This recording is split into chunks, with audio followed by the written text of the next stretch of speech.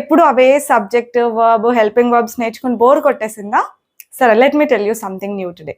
Everyone is అనాలా, everyone are అనాలా? Everybody కరెక్టా, ఎవ్రీవన్ కరెక్టా? ఒకవేళ రెండు కరెక్ట్ అయితే డిఫరెన్స్ ఏంటి? I'm gonna tell you exactly that today.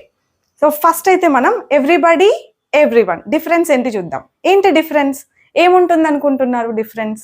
నేను చెప్పనా? మీరు చెప్పినా నాకు వినపడదు కదా, పెద్దగా తేడా ఏం ఉండదు. పెద్దగా కదా, అసలు తేడా ఉండదు. ఎవ్రీబడి అన్నా ఎవ్రీవన్ అన్నా రెండు ఒక్కటి. Everybody everyone, somebody someone, nobody no one, ఇలాంటివి ఉన్నాయి చూసారా?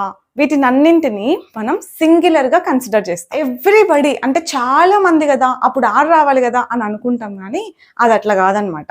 అది ఎప్పుడు సింగులర్ గానే కన్సిడర్ చేయాలి. ఎవ్రీవన్ హ్యాస్ ప్రాబ్లమ్స్, లేవా ఎవరికైనా?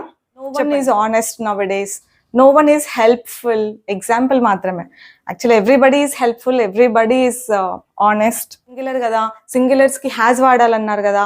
ఇట్లాంటి క్వశ్చన్లన్నీ మీలో మీరే రైజ్ చేసుకోకండి. Just a small message from my end at the end is, from my end at the end, what are rhyming?